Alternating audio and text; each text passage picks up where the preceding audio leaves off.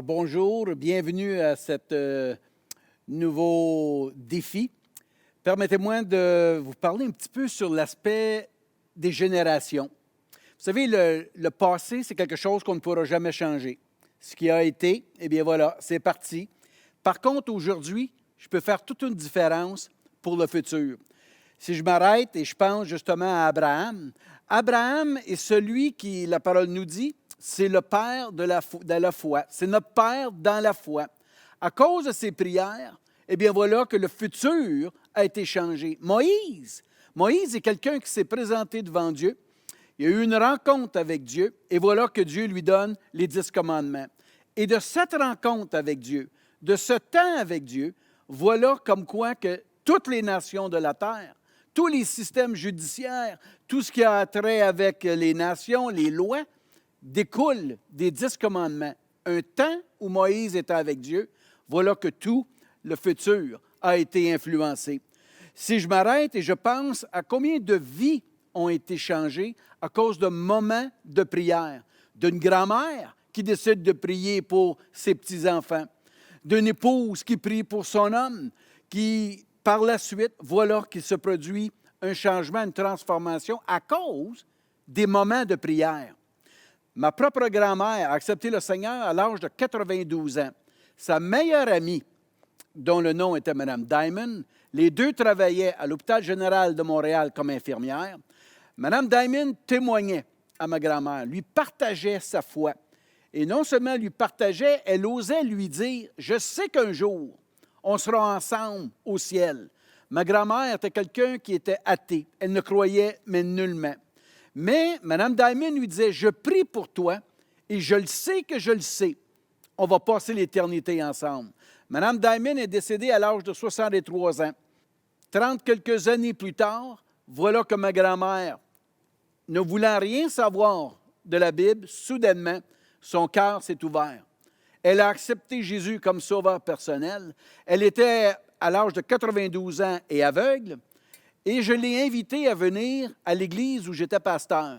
Et c'est là qu'elle m'a expliqué que Mme Diamond, alors qu'ils étaient ensemble, l'avait invitée dans son église pour venir voir.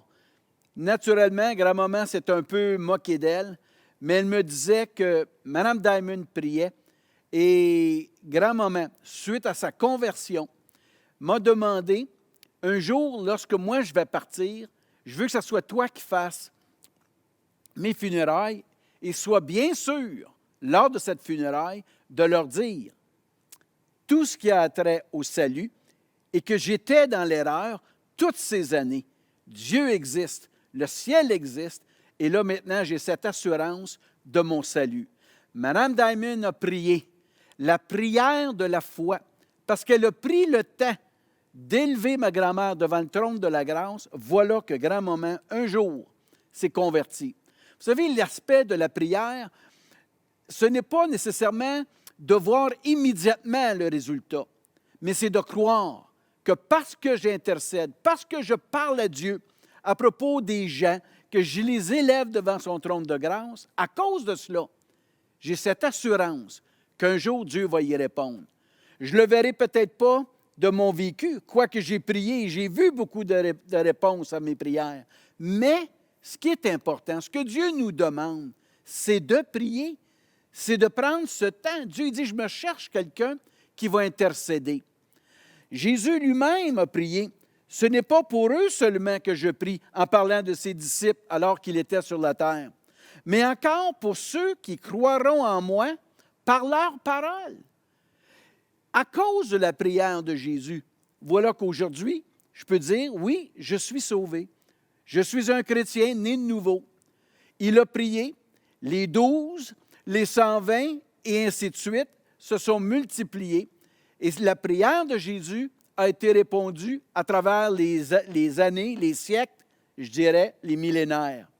Combien d'églises existent aujourd'hui à cause de prières, à cause de gens qui se sont tenus à la brèche pour leur ville, pour leur village, pour leur famille, et voilà que soudainement, une personne accepte Jésus, une deuxième, 5, 10, et voilà qu'une église est née. Si je m'arrête et je pense à l'Église Nouvelle Vie, Combien de gens ont prié alors qu'ils étaient qu'une poignée? Et en le temps de le dire, voilà qu'il y a eu cette progression. Et aujourd'hui, combien de milliers sont touchés? Vous savez, lorsqu'on s'y arrête et on pense à l'époque où on vit, les temps difficiles, incertains, l'aspect du COVID, vous savez, il y aura un après-COVID. Et le succès de l'après-COVID dépend énormément de notre temps de prière aujourd'hui. Alors que tout est arrêté, voilà que l'œuvre de Dieu, elle, n'est pas stoppée. Elle n'est pas paralysée. Il y a beau y avoir des confinements, mais je peux vous dire que Dieu, lui, n'est pas confiné. Dieu est attentif aux prières. Dieu s'attend à ce que, encore là, nous puissions prier pour les générations à venir. Prier pour ceux qui sont là aujourd'hui, qui ne connaissent pas encore Jésus, de prier afin qu'ils puissent s'ouvrir à l'Évangile, qu'ils puissent débuter une recherche intérieure pour essayer de trouver la vérité.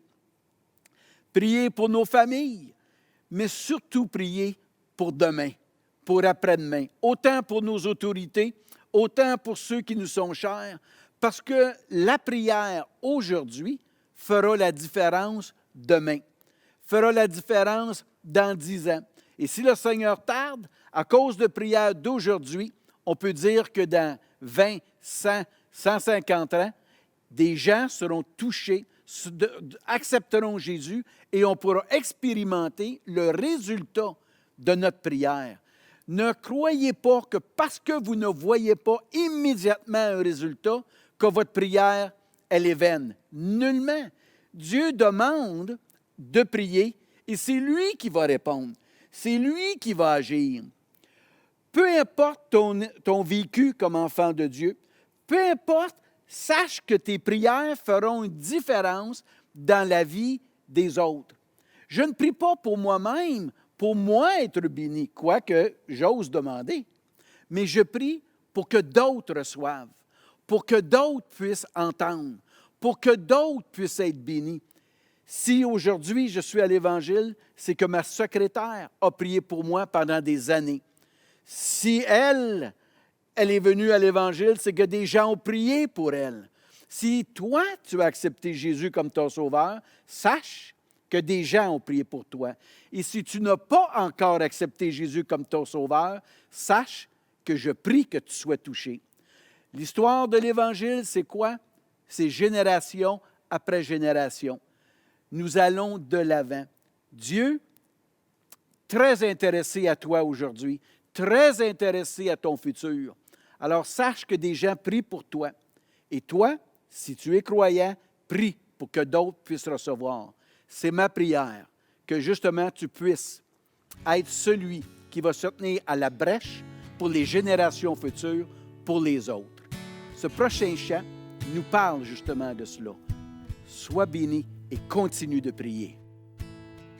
Dieu te bénit et te garde, il rayonne sur toi, il t'accorde sa grâce, ton Dieu seul.